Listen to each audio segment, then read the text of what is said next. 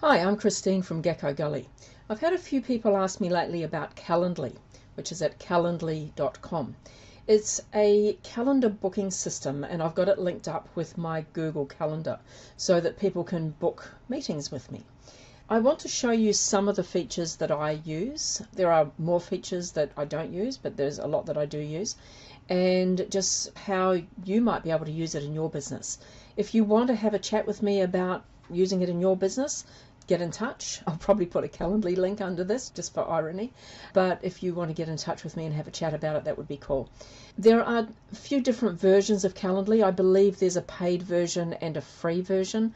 I'm using the paid version, and I've been using it for several years, and I'm not sure what's on the free version and what's on the paid version anymore. So some of the things I show you may be only paid version, but bear with. Okay, so when you first log into Calendly, you'll be asked if you want to create an event. There's a whole lot of events here that I've already created, but let me just go through creating an event and what the options are. So you'd click on Create. Now you can create an event type, a one-off meeting, or a meeting poll. I've really only done event type. I haven't really used these other ones, but I'm sure that the Calendly help support desk or the documentation would be able to teach you how to use these others if you want to do them. But let's just do an event type. So you click on there. Now there's a few different kinds of events. One host with one invitee is what I normally do. So that would be if I'm asking somebody if they want to have a meeting with me to meet for half an hour, for example, and it's just me and them. You might have one host with a group of invitees, you might have more than one host with one invitee, or you might have a round robin. There's also these one-off meetings and the meeting polls, which we saw in that last screen. I'm usually use this one-on-one, so this is the example I'm going to show you this time. So one-on-one. Who's going to be the host? And that's me. Now in my business, there is only me, but in some businesses you might have more than one person on your staff, so you can choose who's going to be the host when you set this up. So this could be a 30-minute meeting with Christine, but another one could be a 30-minute meeting with John, and you choose John as the host. So let's click Next. Then we get a preview of what it's going to look like, what the actual event sign-up page is going to look like. So first we need to give it an event name. So let's say we'll call this a demo meeting, all right? And you'll see, I better spell it correctly, meeting. So there's where that appears in there. How long is it going to be? You can choose 15, 30, 45, or custom. Let's just leave it at 30 minutes.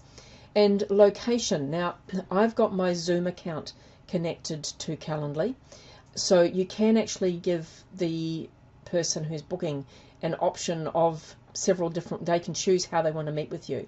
So I might choose Zoom as an option, and okay, add a location option. I could also say it could be a phone meeting, and whether I'm going to call them or they'll call me. I usually say I will call them. So update. And then at another location, I'll say in person. Okay, so if I say in person, what I usually put is in person in Timaru, because I live in a place called Timaru, and I don't really want to have to travel outside Timaru too much to actually meet with that person. However, I could be, let's say I was going to Christchurch, which is 2 hours away. Let's say I was going to Christchurch for a day and I wanted to say to people, I'm going to meet you at a particular cafe in Christchurch. I'm going to sit there all day and have a series of meetings there. Okay, so I could say there what the location is. It could be Cat Cafe in Christchurch or whatever. So we click update. Okay, so there's our options that the person can choose from. So we click continue, and then it'll ask us for a whole lot of details. Now you can see I've already got this linked up to my Google Calendar. At the moment it is the 16th, that's the date today, the 16th of August, and because I've got no more times available on the 16th of August, it's only giving me options from the 19th onwards, but that's why those dates are highlighted. But some of these things will change as we go through. So let's look at the event details, which is what we just set up. So I can write a description. Here is the description for my 30-minute meeting. Okay, you can put whatever you want. You can also use a bit of formatting, and you can put a link in there if you want to, so it can be a bit flexible. So save and close. Host and invitees. The host, are we going to allow the invitees to add guests? Yep, I can put that in case someone wants to bring someone else. Save and close. Scheduling settings. So what this is, how far ahead are we going to allow people to book? So at this stage it says 60 calendar days into the future. Now at the moment you'll see that these dates are blocked out, and if I go into here you'll find that these dates are blocked out because I'm actually away for a while at that time, so I've blocked them out on my calendar. But then after that we've got some more dates that are available. Okay, so 60 calendar days into the future is the default. There's other options. Obviously you can change that 60 to say you've got a book within the next 2 days, for example. You can also say calendar days or weekdays. All right, you can say within a date range. So like in the example of where I was going to be in Christchurch for a day, I can say you can only book on that particular day or next week or whatever it's going to be. Okay, or you can say indefinitely into the future. Now, hours and calendar settings, you can actually set up a whole lot of availabilities. I've got a availability set, or a calendar setting if you like, called weekdays, and in that one I've said that I'm available basically 9 to 5 Monday to Thursday and 9 to midday on Fridays. So that's how I've set that up. But I can also within that say I'm actually not going to be available on Tuesday next week. So I can put into Calendly a thing that says don't make any available dates within my weekdays calendar on Tuesday next week. We can actually have more than one availability thing set up. So you might decide that for one kind of meetings you're only available in the mornings, and for another kind of meetings you're only available in the afternoons. Or there might be one that you only do on Saturdays, but you don't want to do anything else on Saturdays. So you can set up different sets, if you like, of calendars. So let me just, actually I might just show you that. Calendly.com, where you go to do that.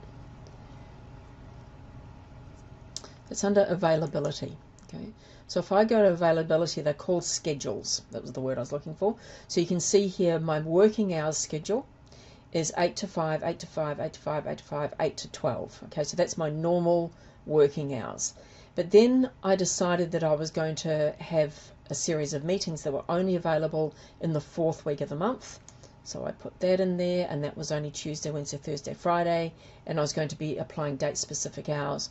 I've got working hours starting at 9, just in case I want to have a setup for that, or I can create a new schedule. Okay, so once I've got a schedule set up, and the one I use most of the time is working hours, I can then choose that on here, this one. And I can, if I want to, say date-specific hours. So I don't want to be available on the 2nd, so knock that out. So I'm unavailable on the 2nd of September. Okay, for example, or I might say I'm unavailable on Christmas Day, so nobody tries to book anything for that. The other way to say you're not available is, of course, to go into your Google Calendar and block out a day, give yourself an appointment for the day so that there's nothing available. So let's go back to this. Okay, buffer time. I've said I don't want any time before or after this event, but what I can do is I can say before the event I want 15 minutes. So if somebody's trying to book a meeting immediately after another one that's been booked, it'll put in that 15-minute buffer. After this event I want 15 minutes as well, because I want to write this meeting up, or whatever it is. If I say minimum notice, that means I need at least 4 hours notice of when this meeting can be booked. Daily limit, I can say how many of these I want in a day. Like maybe it's a very tiring thing that I have to do, and so I only want to do 3 in a day. So, I can just say 3 events in a day. Time zone display, there's a little warning there which I'll explain in a moment, but time zone display is what controls this. So at the moment I'm in New Zealand, and it's saying my time zone on my computer is Auckland time. Auckland is in New Zealand, and that's why that is showing there. But if somebody who was from Australia, for example, was trying to book this, it would probably show Melbourne time or Sydney time or something like that, depending on where they are there, assuming they've got their computer set to that time zone, and then so they would actually book in their own time, okay, using their own time zone. But when I receive the booking, I receive it in my time zone. Now, the reason why we've got this little exclamation mark here is because I have allowed for in-person meetings. And so it's a good idea if you're doing in-person meetings to assume that the person who's booking is going to be in the same time zone as what you are. Okay, so just to avoid confusion, you might want to say, it says there, it's recommended that you lock your time zone when using an in-person location. So the alternative is to say to lock the time zone so that we'll only ever show Auckland time zone available. Okay. Start time increments is 30 minutes. That's the default, but you can say you want to be able to start every 10 minutes, every 20 minutes, every 30 minutes, whatever. This just determines what options people are going to be given. So if I click Save and Close, where am I up to? Booking page options. So what do I want this person to give me? So the event link is the first thing, and it's going to set it up at calendly.com/ChristinaBella/demo-meeting. I might want to change that so that it's something else. What is it going to ask for? It's going to ask for name and email, and these are locked, so you can't change these.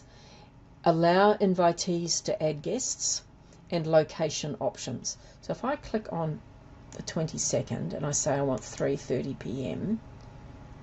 Is this going to work here? No, I thought it might. Okay, let's look at another example. I'll go to my Calendly page, 30-minute chat. So here's one I prepared earlier, 30-minute chat. And I'll book that for the 28th at 8:45 a.m. Next. Okay, so you can see here, these are the things that I'm asking the person for. Okay, so how we set these up is in here.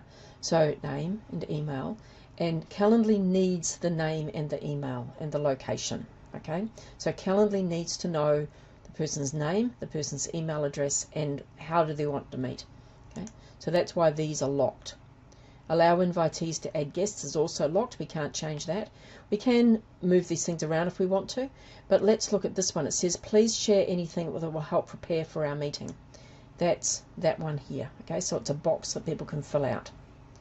Other things I might want to ask for, I can say add a new question, and I might say what I'd like to know is I'd like to know your business name. So I type in business name. Is it required? Do I need to know their business name? Not really, so let's just leave that. Answer type can be one line, which is what I'd do if it was business name. Could be multiple lines. It could be radio buttons, which is the little dot things. Could be check boxes. So with radio buttons, they can only choose one option. With check boxes and drop downs, they can only choose one option. Or I can ask for a phone number. Okay, so in this case, because it's a business name, it's going to be one line, so I'll leave it as one line. Done. And you can turn them on or off if you want to. Not sure why you would have one that's turned off, but maybe you don't need it for now, but you'll turn it on later. But anyway, done. So another question you might want to ask is, I might want to ask for their phone number. So what's your phone number? And we'll say phone number. Okay, done. And that's what I've done here, is I've got phone number and business name, and I've made business name compulsory. I need it, required is the word I'm looking for, so that's why it's got that asterisk. So we go there. You can collect payment. I haven't actually done it, so I'm not sure exactly how it works. I assume you need to link it to your Stripe or your PayPal or something like that. So let's have a wee look. Integrations and apps, payments. There we go, Stripe or PayPal. So like I said, I haven't done this because I don't charge for these meetings generally. But if you wanted to, you could connect to Stripe or PayPal to ask for payment. Okay. After the person has booked, where do you want to send them? So I usually just go to the Calendly confirmation page, which means that they get a screen displayed that says thank you for your booking. Or you can actually specify that you want to go to a different page, redirect to an external site. Schedule another event. I've got that off. It's actually locked, but I'm not sure why. But I have done that before, where if you've got somebody that you want them to book in for a series of meetings, then you might want that to be on so that you can customize that they do the first booking, then the second booking, and so forth. Let's go add custom link. So after booking, you can redirect your invitee to another link if you want to. Okay, so that's another thing you can do there. Save and close. Next part is notifications and workflows. Now this can get complicated, and when I first set this up, unfortunately I had a bit of a situation where people were getting multiple emails and text messages and things from me. There are two ways to do the follow-ups. One is with this basic notifications thing where you can turn it on, and then somebody will be sent an email 24 hours before the event, and you can edit that so that it's got whatever it is that you want in there. So you can have you can change the communication and so forth, where it comes from and that type of thing. You can include a cancellation policy in there if you want to. So that's one way you can do it. Okay, so that's through this, and this is specific to just this meeting type. The other way you can do it, and again you can go text reminders and email follow-up. If you do text reminders, make sure that you have got the send text messages to thing appearing. Otherwise Calendly won't know where to send the text messages to. It won't use that. That is the number for you if you need to phone them to follow up, or if it's a phone meeting. That one is where the text message reminders go to. So this would need to be an SMS or text phone number. This one can be a text phone number or a landline number. Okay. So if we go back to here, the other way that you can do this with sending follow-ups and notifications and stuff is with a workflow. So if I go over here and I go to workflows, I can show you some that I've got set up. So I've got a workflow set up that I've called 10 minutes before. And with this one, what it does is at 10 minutes before the event starts, it sends a text to the host and a text to the invitee. Okay. I've also got one called 1 day before, 1 hour before, and I've got a few others in there. Okay. So the normal thing that happens with me personally when you book a meeting with me is that 1 day before, you're going to get an email, I'm going to get a text message, and you're going to get a text message. Oh, sorry, there's another thing too. When it's booked, we're both going to get text messages, okay? And then if it's cancelled, we're both going to get text messages as well, all right? Just to make sure that everybody's aware of that. 1 day before the meeting, email to the invitee, text to me and text to you, okay? 1 hour before, the same thing happens. An email and a text to each of us. And then 10 minutes before, a text to each of us. Now the reason why I've got all these set up is because I used to have a lot of no-shows. People would book a meeting and then they just wouldn't show up, and I'd be sitting there, I'd set aside an hour or whatever it was to talk with them, and they just didn't show up. It could be a phone meeting, or it wouldn't have been a phone meeting, would have been a Zoom meeting in that case, and they're just not there. And most people, if I did manage to catch up with them later, they'd say they forgot. So I thought, I'm not going to let you forget. So now they get an email the day before, an email an hour before, and they get texts a day before, an hour before, and 10 minutes before. Okay, so let's have a little look and see what these look like. If I go to the 1 hour before one, what it's going to do is the text. So this is the text that goes to the invitee. Hi, invitee name, just a reminder that the event name is on the date at the time. If you need to cancel or reschedule, and that's my phone number, and then it'll say Christine at the bottom there. Okay. There are templates you can use, so you can actually use these templates to set these up, but I've gone with editing. I think I must have used the reminder one and then edited it. But anyway, let's click cancel so it doesn't. It is the same, isn't it? So I must have just used the reminder one. Actually, that's what I've done differently. I've taken off the via Calendly. So click cancel. An email, edit. I've got the same thing in there pretty much, but it's just going to them by email as well. Okay. Now, and then the text to the host, which is me, I've got, hi Christine, reminder you've got this meeting, contact phone number, and I've put the invitee's phone number in there so that if I've got some difficulty with meeting with them, then I've got their phone number on my text message that I've received. And I get the same message 10 minutes before, so again, if I have a problem, I'm going to see them and I can't find the place, whatever it is, I've got their phone number right there on my phone. Okay, so that's a workflow. So if we go back here, and back to workflow, that's what the workflow looks like. Another little thing that I've done, which might be of use to some people, and I'm about to change this in a minute. If you book what's called a one-to-one, if you're a member of BNI or a networking event, and a networking network that I'm in, you can actually send an email to the person with information about yourself. Okay, so this is what I've got. Thanks for booking a networking call with me. I wanted to share some additional information about what I do so you know more about me before we talk. And I've got this link in here to a document that I've created, which is about me. Okay, so people, when they book this networking call with me, will get that email straight away. Okay, so that goes immediately when the new event is booked. So go back. So that's workflows. If I go back to here, if I want to use a workflow in this, then I can click add workflow, and then it'll ask me which workflow I want to add. So actually it doesn't ask me. I just click on here, click on this workflow, and then I can add that event to the workflow. So let's go this one, and then I can scroll down, find whatever event it is. There you go, demo meeting. So I would tick that and click apply, and then that event type would be added to this workflow. Okay, but don't use both the basic and the workflows. Use one or the other. Okay. Another thing you can do in the basic or the workflows is you can do an email follow-up. I'll show you what that looks like. If I go edit, after the person has been, so after the event, so in this case 1 hour after the event, they'll get this email. Okay. If I have this turned on, I can add information in there, I can add another booking link, whatever I want to do. I can also, the thing I don't like about this is that it goes out automatically whether the person attended or not.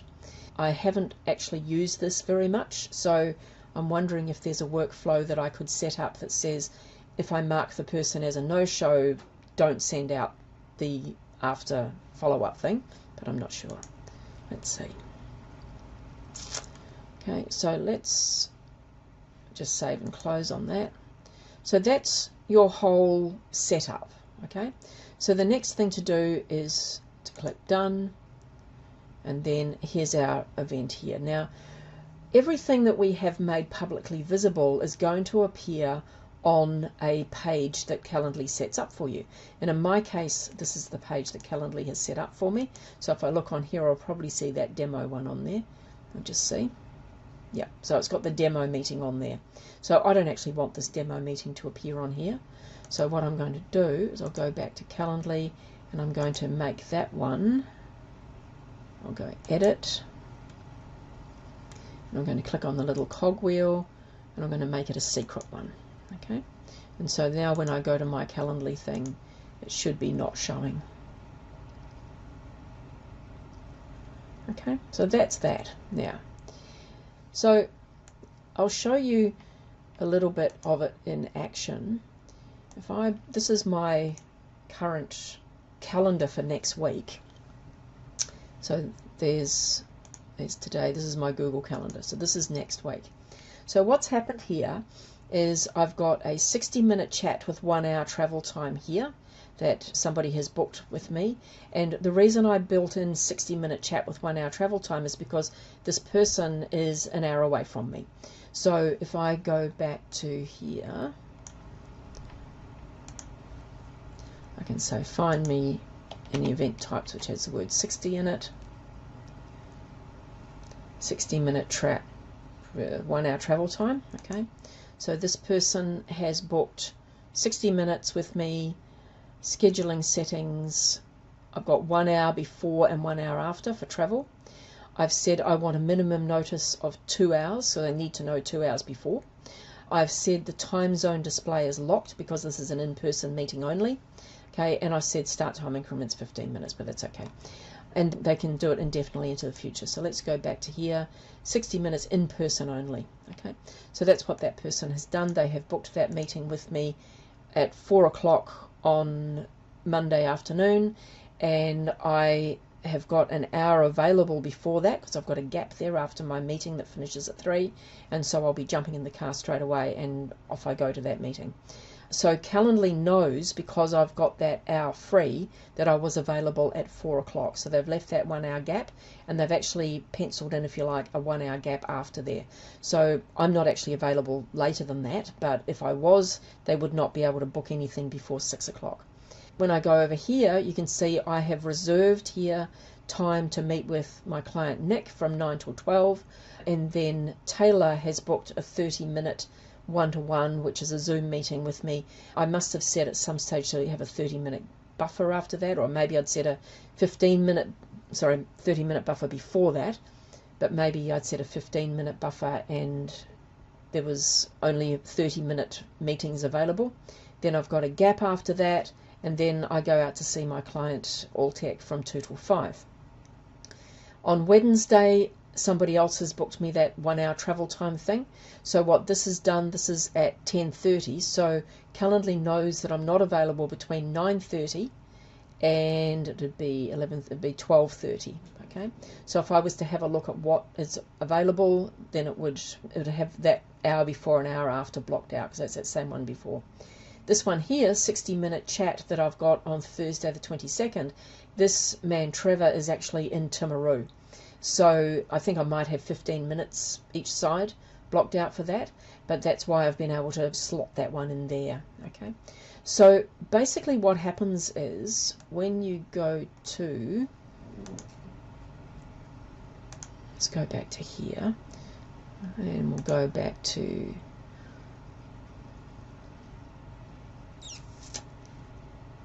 "60-minute chat." And by the way, you can color code these if you want to. Okay, so if I look at, what was that date? It was Monday the 19th, I'm blocked out. But if I go to Wednesday the 21st, if I compare that with my calendar, Wednesday the 21st, the only thing I've got is 10:30 to 11:30 with an hour each side is blocked out. So you can see here, you're not able to book a meeting in that time with me. Okay, that's how that comes about. There might be a few other bits and pieces in there that I can't see, but these are the times that are available, so somebody can book any of these times with me. What else is there? So if I go back to here, another thing I really like is this thing called routing, or routing, whichever you want to call it, but routing will do. So what this is, you can actually create a form that somebody fills out, and then I'm just trying to think which one I'm using at the moment. Let's try this one. Yeah, okay, so this is a form that somebody can fill out, and then depending on what the answers are, they then get given one or more or no options to actually make an appointment with you. So in this case, what I've done is I've said name, email, business name, what country are you in, are you the owner of your business, and what's your annual turnover. Okay, and the options are going to be that what they might get at the end of it is a free 10-minute meeting via Zoom or phone if you're in New Zealand or Australia to see whether your business is a good fit for the Business Success Program. It could result in you being offered a further 2 hours of free meetings. So what happens is somebody fills this form out and this logic kicks in. Okay, the logic is, if are you the owner of your business is no, then what it's going to do is display this page saying, sorry, I don't normally work with anyone other than the owner of the business. So could you ask the owner of the business to fill it out? Okay, but if you think you're a special case, email me. The next one is, if the annual turnover is less than $200,000 or you're just starting out, then sorry, I don't work with businesses like yours, so again, I can't offer you anything. But if you are in United States or other and I've got an annual turnover of more than 200,000, you'll get offered a link to this meeting, which is a quick chat on Zoom. But if you are in Australia or New Zealand and you've got an annual turnover of more than 200,000, then you will get offered what's called a quick chat, which could be a phone or a Zoom. Okay, so that's how you can do that, use that, and you can see if there's been any responses, which in this case there haven't been, but because I've only just set this one up. But if there's any responses, you can see what those responses are. Right, so you do need to set up the events first, and then you can set up the routing. What else is there? There's a few new things like contacts in here. I might need to blur some of this out. Yeah, here we go. So these are people that I have had meetings with.